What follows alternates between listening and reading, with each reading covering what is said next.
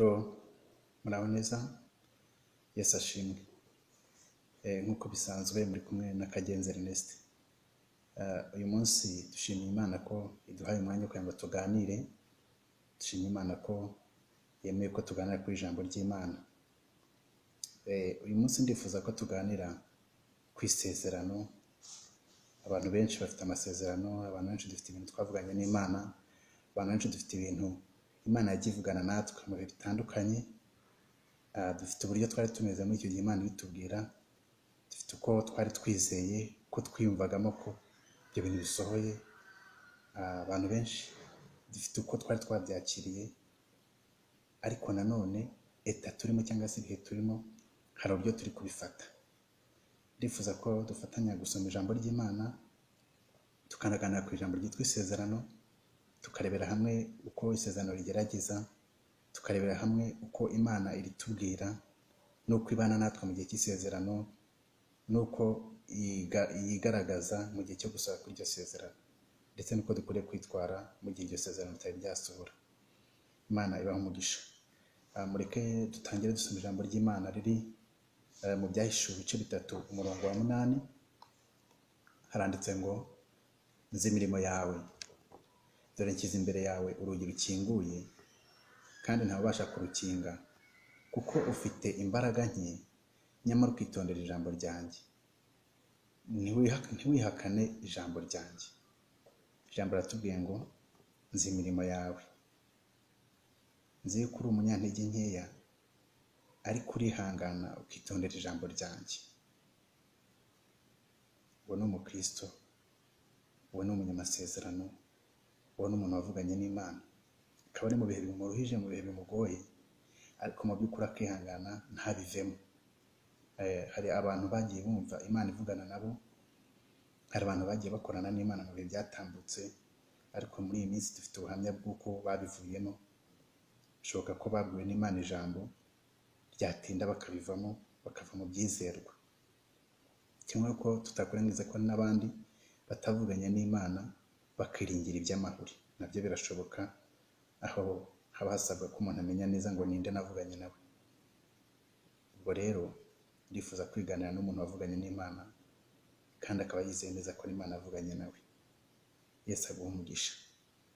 Reka tutarakomeza tuganire n'ijambo ry'Imana riri mu Itangiriro, riradufasha kurushaho kumva neza isezerano. Mu Itangiriro ibice 2 umurongo wa 8 haranditse ngo, Uwiteka Imana ikeba ingobyi muri Edeni mu ruhande rw'iburasirazuba, yishyiramo umuntu yaremye. Imana ishimwe. Hari ikintu gikomeye Imana yakoze aha muri Edeni. Imana yakebye ingobyi yishyiraho. Imaze gushyiraho iyo ngobyi ishyiramo umuntu. Reka ibintu tubihuze n'isezerano ry'Imana. Akenshi umunsi cyangwa se igihe Imana yavuganiyemo natwe, twumva ko Imana iduhaye isezerano, kandi koko ni nabyo, tukabifata nk'ibintu bivutse uwo munsi. Ariko bijya ku Mana sibwo yabivutse, ahubwo Imana bije kutumenyesha umugambi dufiteho, bije kutubwira ibintu yadupangiye kera tutari twabaho. Imana bije kutubwira ibintu yavuganye, yo yanzuye kera tutari twavuka, igira ngo twebwe ubwacu dutangire twitware nk'abantu bagiye kwakira ayo masezerano. Nubwo abantu benshi muri twebwe dukunda kuvugana n'Imana, twumva ko mu gitondo birara bisohoye, rimwe na rimwe ugasanga ntibise bisohora. Abandi bavugana n'Imana bakumva ko ari ibintu bizaba mu myaka 10, mu myaka 20, akariko bizera. Ariko mu by'ukuri uriya muri kamere y'Imana yivuganye nawe ibinakoze, ahubwo process cyangwa se inzira binyamuko ngo bitugereho niyo akenshi ikunda kuturushya nk'abana b'abantu. Rero ndajya mbanza gutangariza iri jambo ngo, mu gihe Imana yavuganaga nawe nibwo yanakoze cya kintu yakubwiye. Ahubwo kukwakira kwawe bimeze biti? Turagenda dusoma amagambo y'Imana amahangaha, tumenye abanyamasezerano, tumenye n'uko bitwaye mu masezerano yabo. Ku isezerano ubundi twifashishije urugero rw'Abisiraheli, hari igihe bari mu gihugu cy'ubunyage, bari Babuloni, bari bafite isezerano ry'uko bazasubira iwabo. Ariko muri icyo gihe bari muri Babuloni, abanyamahanga bakajya bavuga ngo mwaturirimbiye ku ndirimbo zanyu zo muri Israheli, mwatuganirije ku magambo mwaririmbiraga Imana yanyu. Bo bakavuga ngo twe ntidushobora kuba twaririmba indirimbo zo muri Israheli, ntitwaririmba indirimbo z'amazamuka. Bakavuga ati ngo tuziririmbe twareka ukuboko kwacu kugacika. Mu yandi magambo, mu gihe utari mu isezerano nta cyo ufite cyo kuvuga. Mu gihe utarasorezwa isezerano nta jambo ufite mu bana b'abantu. Ariko nagira ngo ukomeze, hari igihe uzavuga. Imana ishimwe cyane. Ubundi umuntu w'Imana akimara kuvugana n'Imana akwiriye kuba ari prepared enough, cyangwa se kuba yiteguye kwakira isezerano, agatangira kugendera muri iryo sezerano, agakora nk'umunyamasezerano, akavuga nk'umunyamasezerano. Imibereho yose ikaba ari amasezerano. Kugira ngo nkubwire ngo hari abantu bakomeje ijambo ry'Imana igihe Imana yavuganaga nabo. Abo ngabo mu gihe kigoye bigeze kunyuramo, bifashishije rya jambo bavuganye n'Imana barakomera, bakomeza urugendo. Ariko dufite n'abandi bavuganye n'Imana babitaho ngaho, cyangwa se ntibakomezwa n'iryo jambo ry'Imana.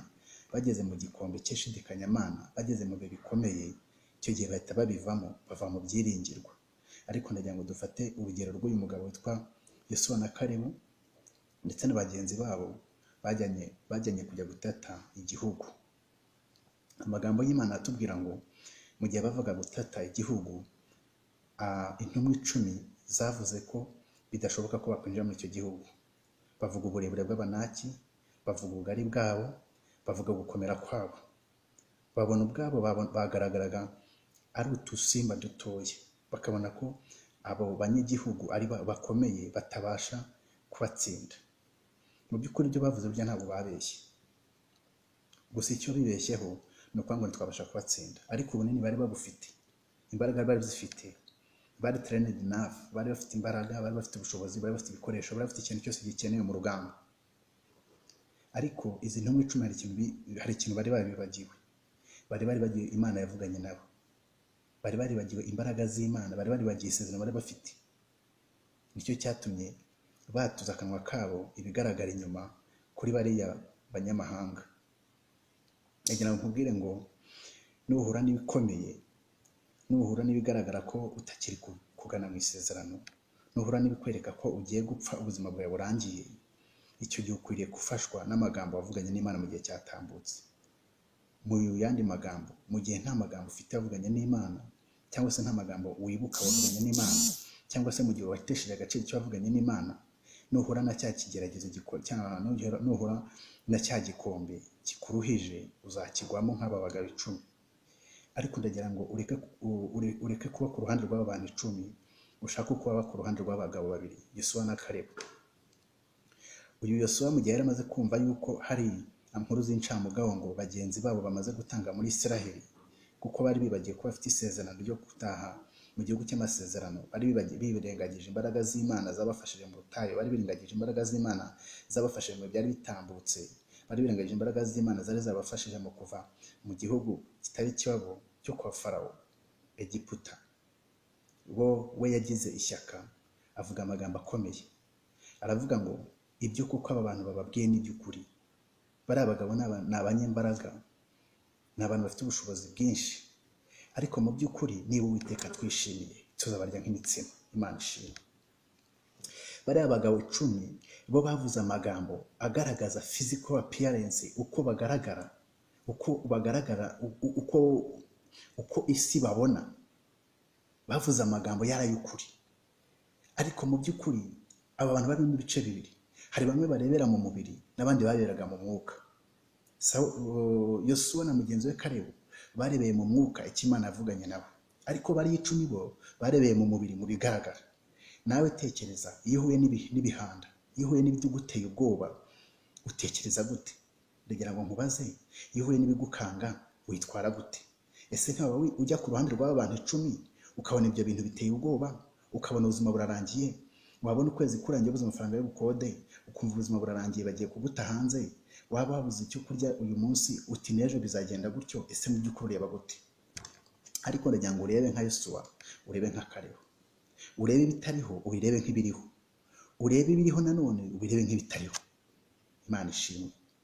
Ibyagaragaraga mu maso y'umubiri byagaragara ko bifite imbaraga, ariko birebe nk'ibitariho. Nubwo nawe ubona ko bifite imbaraga, jya mu mwuka, reba imbaraga z'Imana.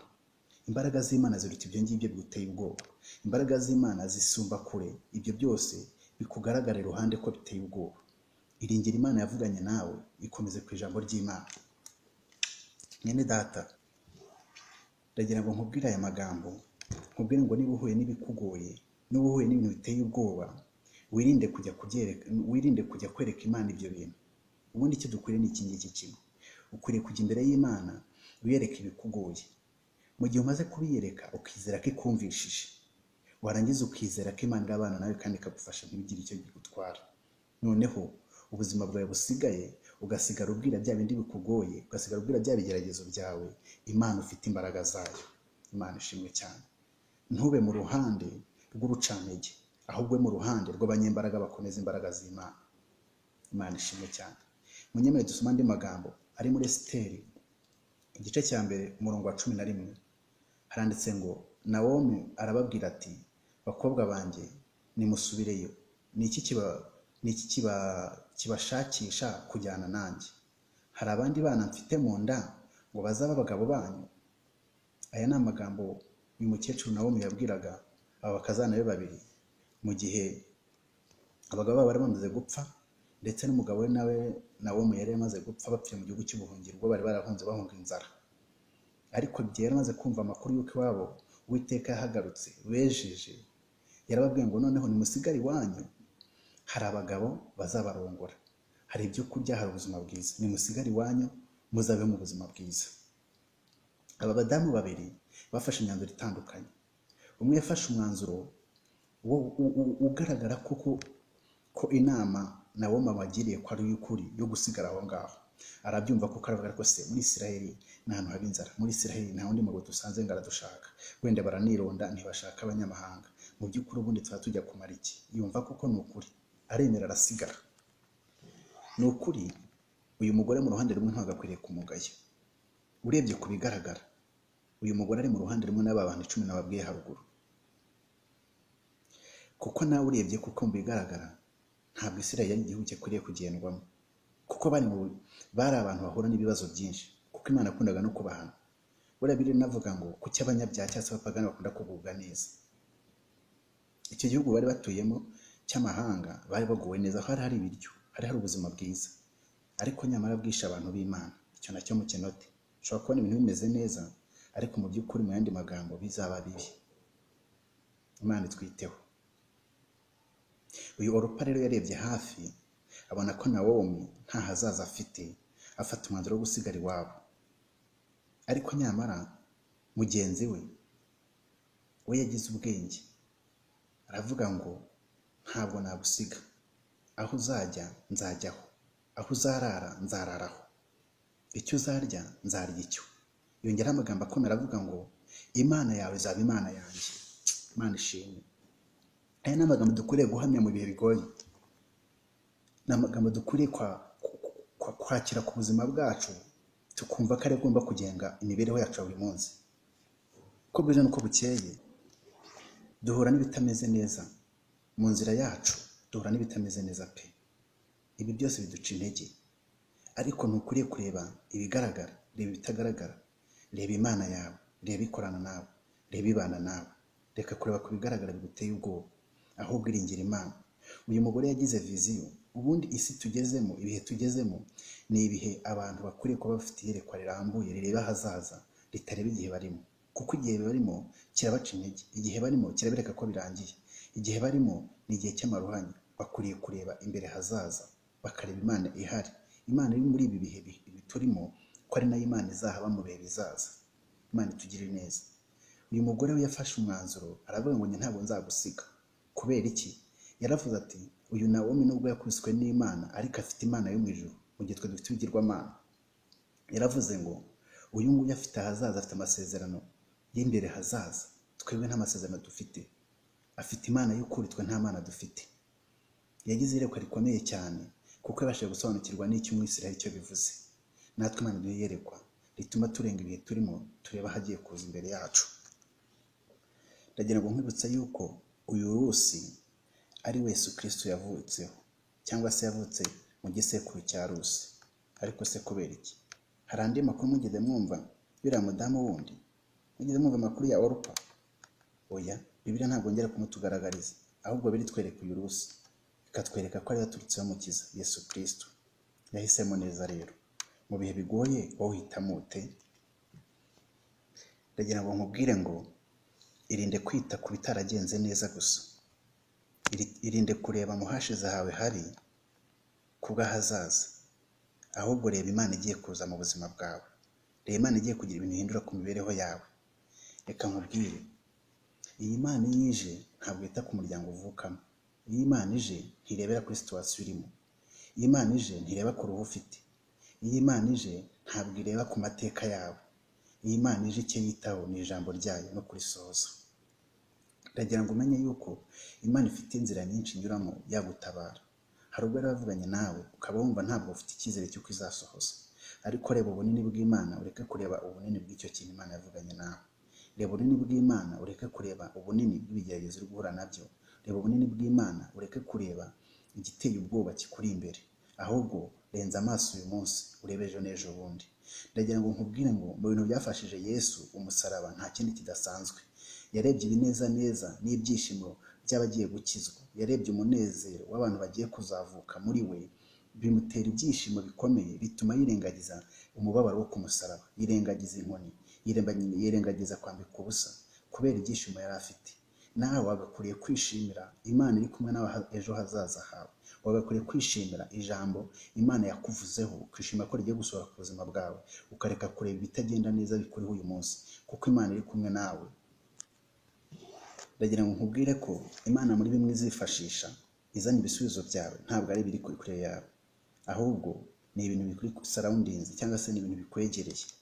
Imana gukora kwayo ntabwo kumeze nkatwe. Imana uburyo ireba ntabwo bireba nkatwe. Ndagira ngo utangarize yuko Yesu Kristo mu gihe Satani we yari yishimiye ko amutsindishije urupfu, Yesu aribwo yakoresheje akiza itorero. Imana ishimwe cyane. Ndagira ngo nkubwire yuko uyu Dawidi inkota yari yaje inkota Goliyati yari yazanye kumwicisha, ari ahubwo Dawidi yicishije Goliyati. Imana izifashisha ibyakugaragaraga ko ari ibiguteye ubwoba, ibihinduremo ibikoresho byayo byo kugira ngo usubizwe. Imana ihabwe icyubahiro. Ukwiriye gutekereza iki ngiki: mpagaze nte mu gakiza kanjye? Mpagaze nte mu masezerano yanjye? Ese ndi mu ruhe ruhande? Sindi mu rucantege cyangwa ndi muri pozisiyo ifite imbaraga? Reba ahantu uhagaze muri iyi minsi. Buri ibigeragezo dukunda kubituka tukabivuga nabi mu bintu yacu buri munsi, ariko mwari muzi ko ibigeragezo ari byiza. Ibigeragezo buryo bidutreninga cyangwa se bitwigisha uburyo tuzabaho mu bisubizo byacu. Reka nkubwize ukuri, kugeragezwa kwawe kubw'isezerano wahawe bizatuma ucishwa bugufi, bizatuma uca bugufi mu gihe wakwishyize hejuru, Imana ikakubona nabi. Kugeragezwa kwawe bizatuma usenga amasengesho utajya gusenga mu gihe utari muri cya kigeragezo urimo. Kugeragezwa kwawe kuzatuma wigiza ubusa mu gihe byari byarakunaniye. Kugeragezwa kwawe bizatuma wiga guca bugufi no kubana n'abaciye bugufi, kugira ngo Imana mu gihe uzaba warakomeye utazirengagiza ba bandi bacishije bugufi, ahubwo nabo uzibuke ko ari bagenzi bawe, nabo uzabakunde, uzabakorere kandi uzagumane nabo. Reka tugera ku musozo dusome ijambo ry'Imana riri muri Izayi ibice 40, cyangwa se muri Yesaya ibice 40 umurongo wa 31. Haranditse ngo, ariko abategereza Uwiteka bazasubizwamo imbaraga nshya. Ariko abategereza Uwiteka bazasubizwamo intege nshya. Bazatumbagizwa mu kirere, bagurukisha amababa nk'ibisiga, baziruka be kunanirwa. Imana ishimwe. Abo ni abaki? Aba ni abategereza Uwiteka. Nawe Yesu uracyamutegereje? Uracyategereje Imana? Uracyafite icyizere Imana? Uhagaze hehe? Ndagira ngo nkubwire ngo Imana niza bizahinduka. Imana niza utakuvugisha yakuvugisha pe. Imana niza ibyari biguhangayikishije bizakemuka. Imana niza uzasubizwamo imbaraga. Imana niza uzavuga abantu bumve nubwo muri minsi batari kukumva. Imana niza icyo uzakora kizagenda neza. Imana niza hazaceceka abanzi bawe nawe ubona kuvuga. Mwene data komera, subizwamo imbaraga, iringira Uwiteka, guma mu ijambo. Ijambo ry'Imana rivuga ngo nuko uwo mwana arakura, ngo aguma mu butayu kugeza mu gihe yerekewe Abisiraheli. Bishatse kuvuga ngo iki? Nawe guma muri ubwo butayu ihangane, hari igihe cyawe cyo kwerekana. Imana iguha umugisha. Ushaka kujya ubona amagambo akubaka mu buzima bwa buri munsi, wakora subscribe kuri iyi channel, hari handitse subscribe, uhakande, bityo uko twapulodinze cyangwa se dushyizeho icyigisho gishyashya cyangwa se dushyizeho episode nshyashya muri cya gice cyamenya n'ibi ngibi, ujye ubasha kubona ayo makuru, ukurikire amagambo y'Imana kandi ukomere mu rugendo. Ikindi kandi ni byiza ko amagambo agushimishije cyangwa se amagambo agusubizamo imbaraga wajya uyahereza bagenzi bawe nawe nabo bagafashwa. Ikindi nanone mu gihe ufite inyunganizi uzajye udushyira kuri comment utuganiriza ayo magambo, bizajya bidufasha mu kazi kacu ka buri munsi kandi bizajya bidufasha kugira ngo turusheho kwimprovinga cyangwa se kurushaho kubakorera ibintu byiza. Imana ibahe umugisha. Shalom.